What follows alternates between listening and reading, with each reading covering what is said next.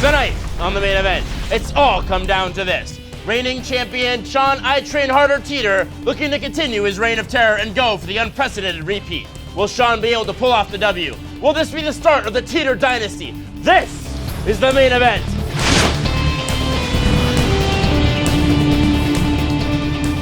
Welcome to the main event. Alongside Raj Joshi, I'm David Silverman, and we've got an amazing event to showcase for all of you here today. Almost 2 months have passed now, and it's time to bring an end to the HP Kane's Rock ladder season.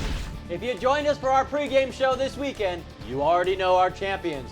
I Train Harder from San Diego, California, and his rival and friend, Dynamic from Germany. These two CNC heavyweights, Raj, have been battling it out for nearly 2 months now to get to this, the final bout. That's right, as we speak, these arch rivals are in the throes of an epic match number 1. Our Kane's Wrath expert commentators Jeremy Fiesel and Jim Vasella are refereeing the match right now, and we'll be checking in with them for those results. But while we wait, let's take a look at our two champions' road to victory.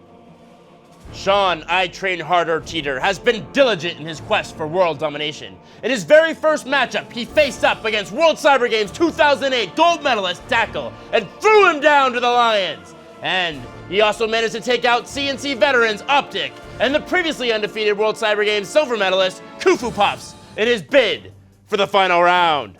But Dynamic's reign of terror is no less impressive, David. Oh no, after 2 straight victories, that put him into the semifinals of the winner's bracket. Yes, Dynamic lost 2-zip to Technique, but our underdog didn't quit there, and in a bizarre twist of fate, got a rematch with Technique in the finals of the loser bracket. Striking his foe down with a 2-0 win, Dynamic proved he is worthy to step onto the arena for our final match. You can't really get over Dynamic, can you, though? I don't want to just teeter on my wrist. Boom, boom, baby! Your boy's going down. Well, we'll see how the odds look after we check in to see how match 1 goes, Mr. Dynamic Boy. But why don't we get a better picture of what's at stake here for everybody? Let's introduce our commentators, Jeremy Fiesel and Jim Vasella, for a quick look at the rules of the game. Thanks, Dave and Raj. Now, because we have a double elimination tournament, that means the Dynamic coming up through the losers bracket is going to have to win 2 best-of-3s, while Sean I Train Harder Teeter only has to win a single set of matches. Dynamic's got a real uphill battle ahead of him, but if he can pull out this first victory, then we'll be going into overtime. Guys, before we begin, let's see who David's going to put his reputation on the line for. Not like we have any doubts. It's time for our HP pick of the match. Well, David, you going to prove us wrong? You know, Raj, they say that those who do not learn from history are bound to repeat it. And it's time for another history lesson because it's Tina time, baby! Tina time! Whoa there, buddy. No need to get fanatical on me. All right, Jeremy, he says it's teeter time. Do you think David needs a new watch? Honestly, if I'm going to choose one of these 2 players as the most dynamic, it's definitely I Train Harder. Tina time! Well, Jim, I'm running out of supporters here. Are you with me or what? I think I got to give it to I Train Harder.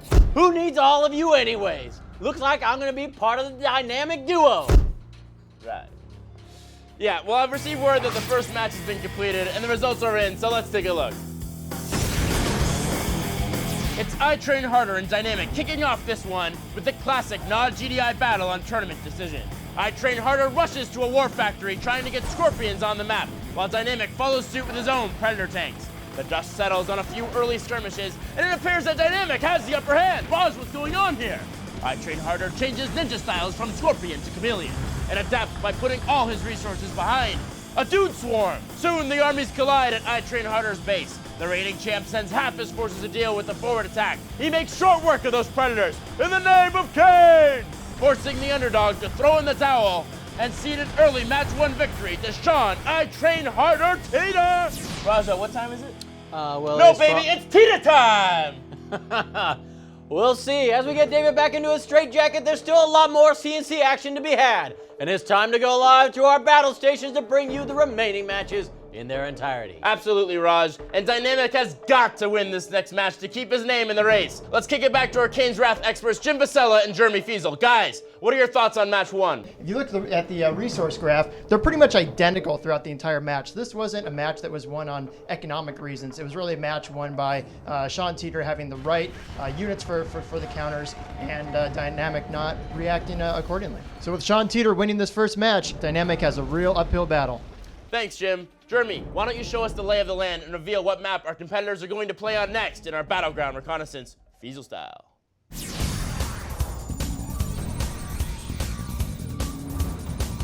Tournament Arena is a 2-player map with limited resources at your starting location. Our champions will have to expand early to the expansion Tiberium fields in the center of the map to gain forward map control. If the game progresses past the early phase, we can expect both players to attempt to secure the Tiberium spikes located at the north and south ends of the map to gain a late-game economic advantage. With little to no garrisons or geographic cover, we can expect a free-for-all brawl in the center of the map.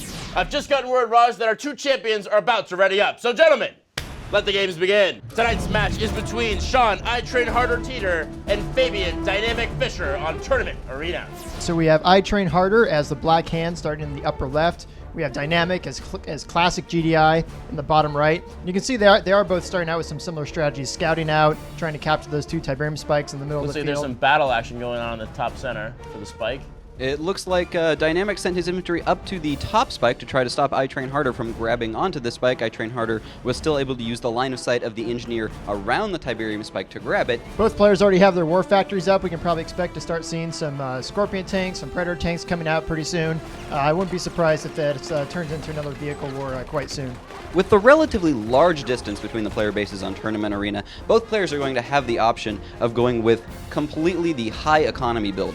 So something that's going to be interesting in a few minutes is that these Tiberium fields are going to run out. These home base Tiberium fields are a little smaller than some of our other maps. It's going to force both players to expand pretty quickly into the middle of the map, and whoever can be successful with that expansion is really going to become the winner. If Sean decides to go with a second war factory, sell his MCV, he could go for a super strong Scorpion push or a bike push right now. Did somebody say sell your MCV? Because I tried to employ that tactic and no one ever really lauded me for that. And shooting back to Sean Teeter's base, we can see that he's already sold his MCV. He's pumping out dual War Factory Scorpions, and he's got his tech structure up. That means that he's going for the Dozer Blades upgrade. He's going to try to use push timing to get those Scorpions with the Dozer Blades, get as many as he can, get a critical mass of them, send them right when Dozer Blades finish. Unfortunately, Dynamic had infantry up in his opponent's base. He was able to see that he was going with this tactic, and Dynamic himself has sold his MCV. So he's bringing out those Orcas again. Now, we remember in the first match, those Orcas didn't work out too well. I don't think he's even scouted this Orca fight. That means that he's going to be able to take hits from these Orcas without Dynamic taking anything in return. So wait, so both players actually employed the Joshi strategy of selling the MCV? First, Teeter sold his MCV so that he could create the Scorpion tanks, then Dynamic sold his MCV so that he could counter the Scorpion tanks by quickly throwing up an airfield and using all of that money to quickly get these Orcas. And as you can see, they have almost match per match the same number of tanks, but with Dynamic's Orcas constantly sniping the Scorpion tanks, Teeter is just pushed all the way back into his base. I wouldn't be surprised if this strategy was actually learned by watching Raj play. And note that Dynamic hasn't even lost an Orca. In all of those attacks, he's taken out 4, 5, 6 Scorpion tanks, hasn't lost a single plane. This right here is going to determine what happens in this match. Well, you look at these perfect Orcas coming in, picking off these different Scorpion tanks one by one, and really Teeter has no counter to those Orcas. And look at this push is coming in, and like we were talking about, they're having to expand into these middle Tiberium fields. Dynamic has this way blocked. There's no way that Teeter's gonna be able to get those harvesters down to this field and boom back up his economy. Teeter, what are you doing? He's trying to sell as many structures as possible so that he Can't can do put it. out All the those harvesters last are going second- down. Run, those last harvester, second run! Scorpions. Oh, but it doesn't look like he's going to be able to do it. Ouch. Ouch. Just an amazing move on Dynamic's part. This- Excellent scouting, excellent counter. This one was really about scouting. As we saw, never during the match was Teeter able to get some scouts down into Dynamic space and find out what the heck was going on. Oh. And that's GG, ladies and gentlemen. That's Who knew Dynamic for the Dynamic win. was gonna pull it off? That's right. It's my boy. Whoa. I can't believe that Teeter went out like that. Jim, do you think this championship is going into overtime? Did you know that was going to happen? So I was not expecting that. I was expecting Teeter to do a little better on the scouting on that map, especially given it's so small. It's not that tough.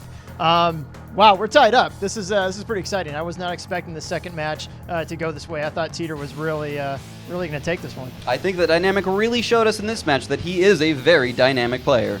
Now, as we talked about a lot before, I think what's really going to matter in this third match is how much are they going to change up their strats. We've seen Dynamic play GDI twice in a row now, and we've seen Teeter play as a nod-based faction twice in a row. So we're going to see if they actually change it up and maybe catch the other person off guard. What map are they playing on this time? The final map is on Tournament Dust Bowl. Tournament Dust Bowl is a 2-player desert map with an urban center. Players start with easy access to a second Tiberium field adjacent to their starting location with another opportunity for expansion down each side of the map. The center of the map has plenty of garrisonable buildings, so if your opponent takes the city, you're going to have to go around. As a fairly large map, Tournament Dust Bowl leaves plenty of room for sneaky tactics and flanking maneuvers. The board is set. Match 3 is about to begin. Raj, any last words of encouragement for your soon-to-be-defeated sidekick? Keep dreaming, buddy. Enough talk! Let the games begin. The third match is between I Train Harder and Dynamic on Tournament Dust Bowl. Gentlemen, who's who? Where are we? All right, here we go. We're starting this match again on Tournament Dust Bowl. We have, and it looks like Dynamic not changing his faction. Again, a GDI-based faction. I think this is core GDI, and we'll see if that works out for him. On the bottom half of the map, again, we have Teeter, and it looks like Teeter has changed up his faction, playing a Scrin faction. I believe this is Reaper 17.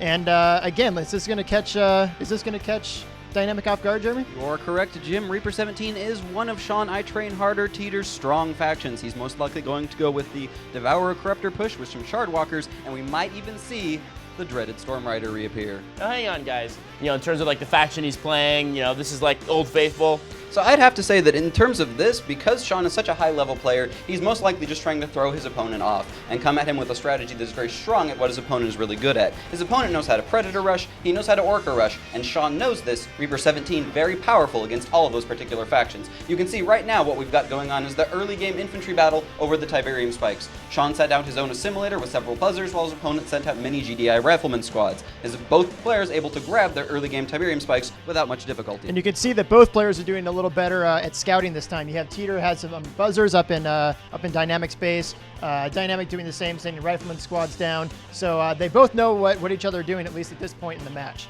Well, I think the burning question in everybody's mind is, how big are Foundries going to be in this match? Obviously, it's going to play a major role if we happen to see one. Now here we can see the biggest difference from the last game. Both of these players choosing to go for their expansions rather than go for those really early game rush moves. And I think if I counted correctly, Teeter was about 20 seconds ahead of Dynamic in terms of expanding to that field. Not sure that's going to make a big economic difference, but so I think Teeter does have the economic advantage, at least at this point. So now, they say, guys, that football is a game of inches. Is Command and Conquer a game of seconds? It certainly adds up over the course of the game, and if you continue making very small mistakes like that, eventually you'll be 10 seconds, 20 seconds, 15 tanks ahead of your opponent, and then you just push on in and win. And actually, if I'm seeing correctly, so we do have an airfield, 2 airfields up, actually, and I don't know if he's going to build Storm Riders on those. If Dynamic goes with more Orcas, then those Storm Riders are going to be a perfect counter and really catch Dynamic off guard. Now, Sean was able to see that his opponent was going for those dual Orcas, so he put up 2 gravity stabilizers. Although the Storm Rider is not a very directly powerful unit, it does strong damage over time, it has quite a few hit points, and it is a very powerful counter to the Orca on a large map like this, where having map control and having mobility is very important. On a map like this, you want to go with them as opposed to, say, a Gunwalker or a Shardwalker, because it's going to allow you to take control of the entire map and hit your opponent where he's most vulnerable. And we're actually already seeing some of these Shardwalkers being great counters to those Orcas. The Orcas tried to come down and scout and harass a little bit against Teeter's base, and the Shardwalkers just built a perfect wall. So I don't think this Orca strategy is going to work out very well for Dynamic in this match. He's really got to change something up in the next few seconds in order to pull this out. But I think he's already all in. He's already got 6 or 7 Orcas on the field. That's a lot of money he's devoted into that strategy. And we'll see if it works out for him. Dynamic also needs to be scouting. I don't think he's even seen those Storm Riders yet, and we're not seeing any anti-air on the side of Dynamic. He might just straight up run into a wall of Storm Riders and then be wondering what he has to do. So, guys, would you say this is the calm before the Storm Rider? I think you would say that. Now, one question I have for you guys. I noticed that Dynamic actually has the power turned off on his command post. Why would you do that? This doesn't really have any reason to keep it powered Well, we up. can already see some big things happening right here. We already have these Storm Riders. Gosh, about 7 or 8 of them already in Nailing Dynamic the space, harvesters. taking out his harvesters. Well, I mean, what does Dynamic have to All counter he's this? really got there is 1 or 2 pit bulls. He Why really isn't has he building nothing to any counter. counters, Jeremy? He only had 1 or 2 pit bulls at the time. He mean, really just did not see this where's coming. his rocket soldiers? He's Where's thrown his- up an he's got nothing. anti-air turret there, but it quickly gets taken out. And here you can really see the mobility on this map. When the bases are spread so far apart, you can't cover both your expansion and your main base with a single anti-air turret like that. He's probably going He's to even lose got the all lightning of his tower harvesters. down. Yeah, I mean, that's all of his harvesters. I don't think there's any way Dynamic's going to come back from this. This was just, again, a lack of scouting on Dynamic's part this time, not seeing those Storm Riders come, devoting all his resources into the exact same strategy And he's that's used GG. in the first 2 games, and you just can't do that against someone like Sean Teeter. Congratulations. We have a winner. Unbelievable, ladies and gentlemen. It's all over, and Sean Teeter walks away with the W and the repeat. It's Teeter time, baby. That's Teeter right. time. Teeter time. Gotta hand it to Teeter. He came to win. Dynamic, great job, buddy. It was quite a fight. I agree, Raj. Dynamic, all things considered, you did put on one hell of a show, and there's no doubt that we'll be seeing more of you in future episodes of BattleCast Primetime. As for now, we've got our ladder season champion on the line for this exclusive interview. Sean, congrats, man. How do you feel? Well, it feels great. I'm thanking my lucky stars, and yeah, it's just a great feeling. Now, Sean, was there ever a point where you thought that you were going to be beaten? Well, not deep down inside. I was confident deep down inside. On the surface, though, I was a little shaky, but you know, things worked out, so that's just really great. Now, what were your thoughts after you won the first match but then lost the second match? Well, the first match was probably the most intense match of the 3, so I was feeling pretty good. And then the second match, I thought I could take it in 2, but things didn't work out as I planned, so I had to go to the third match, but that was okay. Now, you decided from the match 2 to match 3 to switch to Scrin. Why the switch? Well, my opponent played GDI in both the starting rounds, so I thought he would probably play GDI again in the third round, so I decided to change things up a bit and go with Scrin. Scrin has some nice advantages against GDI, which has some nice advantages against Nod, which has some nice advantages against Scrin. So there's kind of this triangle thing going on, and there's all kinds of mind games, you know, predicting what race your opponent's going to play and how he's going to play. Nice. Maybe we should have you guest host an episode of Command School and teach the Magic Triangle to all of our listeners. Yeah, maybe so. So, Sean, walk us through your final winning strategy and what you thought was a turning point for the final match. On the final match on Tournament Dust Bowl, I would say the turning point was when I made 8 Storm Riders. The Storm Riders is a very effective unit against GDI because of their weakness to air. So once I had those Storm Riders out, I was able to effectively destroy my opponent's harvesters and win the match. All right. Are you going to be back in Red Alert 3 for that ladder season to take another $6,000 away from EA? Definitely. I've been talking to my friends that have already been playing Red Alert 3, and most of them they like it pretty good. So I'll definitely show up in RE3 sometime soon, if not already. You've had a pretty impressive run to the top. Is there anyone in particular that you want to thank? Yeah, definitely. I couldn't have done this without the support of my family, of course, and also all the people that practice with me. D.Dot Apollo, he practices with me the most. He's a great guy. And people like Zycro. Unfortunately, they were eliminated early on in the tournament, but they still helped me practice, so that was good. All right, Sean Teeter, it has been an honor to chat with you again, and a huge congratulations for pulling off the unthinkable repeat. Thank you very much.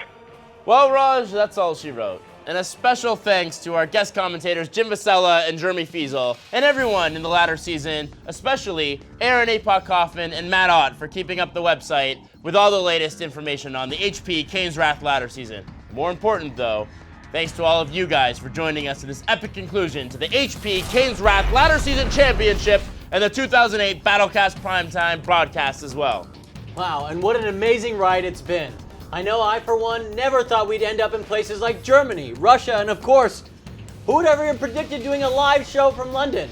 Looking back, David, it's been an unbelievable ride, and I can't wait to see what surprises 2009 has in store for us. Well, for starters, Raj, 2009 will have 2 big Command & Conquer announcements, but more on that later.